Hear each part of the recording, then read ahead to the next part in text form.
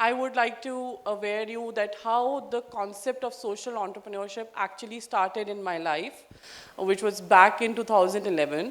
I am from Himachal, a very remote part of our country, and being born and brought up there, I was the first child in my house to get a convent education. So with that also came tremendous pressure to perform in life. But that pressure, of course, made me migrate from Shimla to Delhi. And here is where I understood that the environment is completely different. And it was not just external. I felt that there is something else that is missing, you know. When we talk about environment, what comes to our mind? Probably if I ask you, can anybody tell me what comes to your mind when you think about the environment? Just some random answers. You know, yeah, can you say? Yeah, so greenery, you know, nature, rivers, mountains.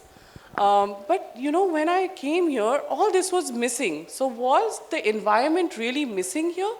I realized that environment is not something just external. Environment is something internal as well. You know, how am I feeling with my life? How am I feeling internally? I started getting, you know, anxious about if I see you know, litter on the road, because coming from Shimla, it's, you know, it's like living in a bubble. Everything is clean, green, very well maintained. There is a lot of activists that help there with a lot of causes related to animal welfare, related to keeping your environment green. There's a fine for littering on the road. There's a fine if you're using a plastic, but here everything seemed so different. So of course I got a lot of anxiety, and there is where I thought, you know, what is it that I'm feeling and I'm not able to communicate? Is there a way that that can also be communicated? And hence ESQ was born, which is Environmental Sensitive Quotient. Environmental sensitive quotient is something, you know, we talk about our intelligence quotient, and recently we've introduced something called the emotional quotient. But environment sensitive quotient is how you're feeling inside about your external environment. And that is where, you know, I started developing these questions that became relevant to young audience also that I started speaking with. So yes, like if you can see the slide, that environment is not just, you know, outside, it's internal as well. And from that stems the that we have connected 4 pillars of the environment, which is the basic pillar is, you know, awareness. How aware are we? We are all living in an age of technology, of knowledge.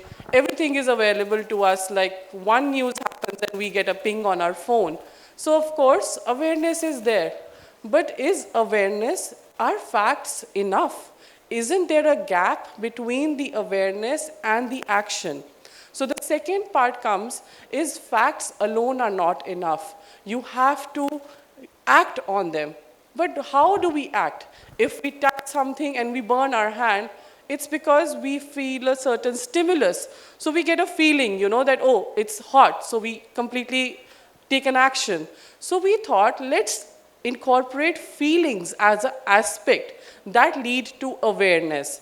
So the next time, probably you see, you know, an injured animal on the road, or you see litter on the road, you'll probably think that, yes, I'm feeling very bad about it, or I'm not liking what's happening, or you simply won't care. So the environment sensitivity quotient helps us to understand these students who are not able to, you know, feel, or who are not able to understand or get aware about a certain issue that is existing in our environment and society, and helping us to work on them. So definitely we spoke about how awareness has to turn into action, and for which feelings are very important to understand. As you see, the key pillars are awareness, then we have the emotions or the feelings, and then we say that, okay, we see somebody litter on the road, but he's not understanding his responsibility. Do we understand our responsibility? Yes, we can educate them that, you know, I travel to Himachal and I see sometimes the cars that are moving ahead of me would throw a packet of chips outside or would toss a bottle.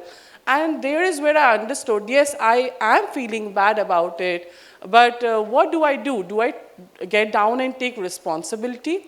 So there is where you actually start taking responsibility and convert it into action. Yeah, so as I discussed with you that there's a lot of information overload, but are we able to do something about it? So yes, 4 pillars of ESQ as I explained already. So pillar one, yes, the emotional connection.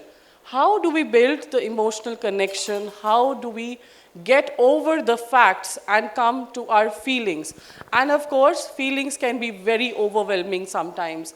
I have personally spoken to, I counsel a lot of students who have developed something called environment anxiety, that they are constant in panic, that the world is ending, our leaders are not doing enough about it, there's a forest being cut almost every third day, and people feel very helpless or feel very disconnected that they cannot take any action on it.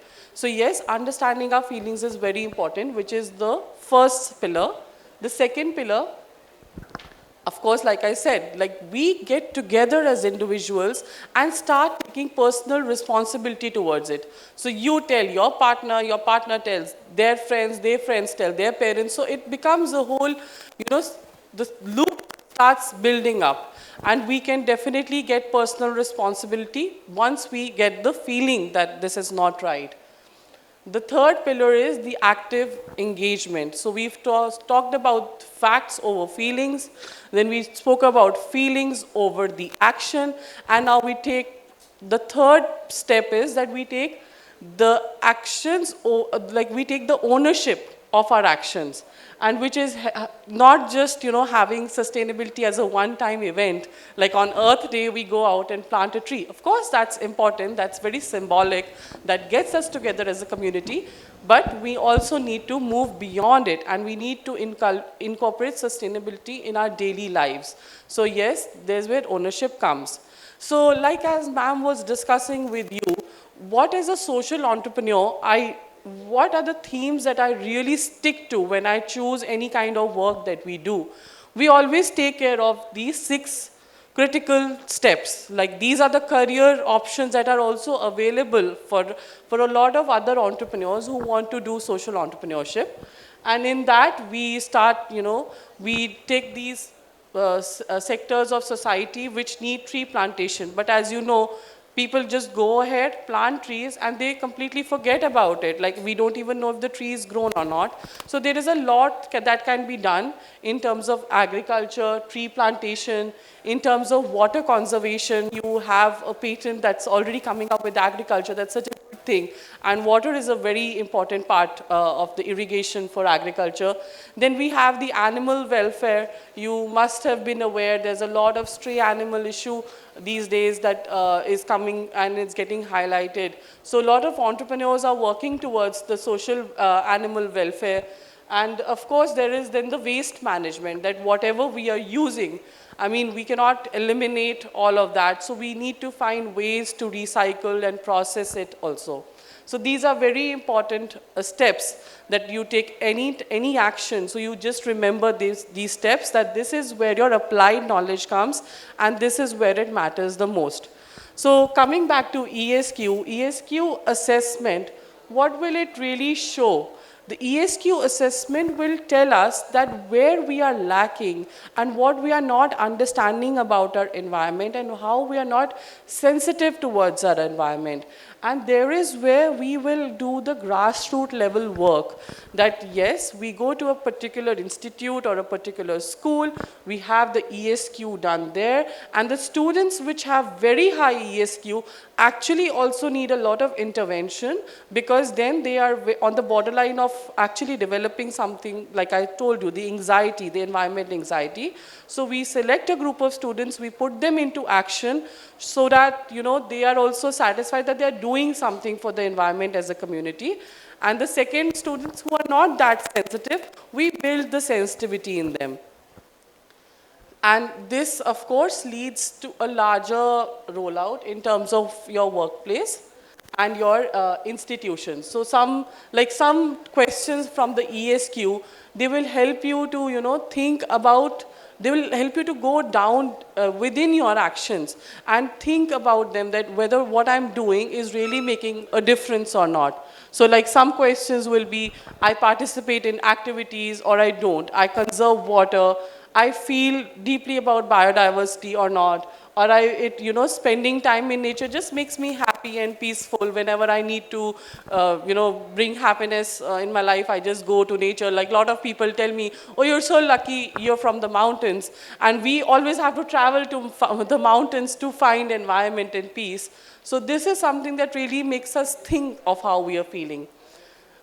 Then of course, this impact is not just on a personal level, it also goes with you to the places that you go to. Of course, the school that you're in, the workplace that you will go to. So you will carry that environment sensitivity to all aspects of your life, which will of course help you to build your overall personality.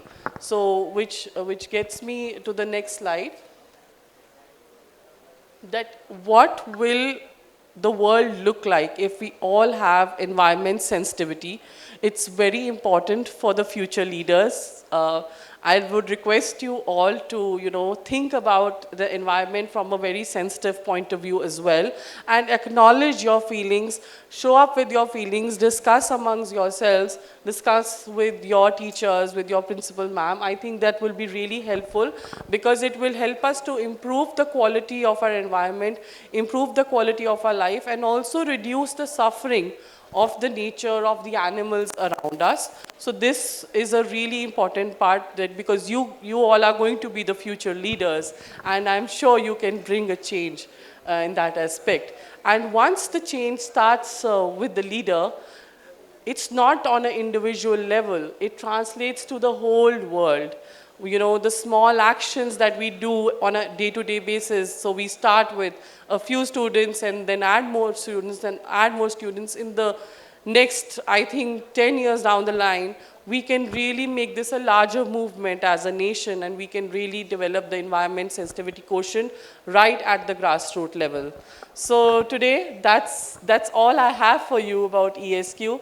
And I would like to, tell you that I would like to leave you with the thought that, do you think about environment sensitivity also as a part of your upbringing? Do you think that we always discuss about our emotions, about our feelings, then we also need to think about the environment internally and not just externally? Thank you.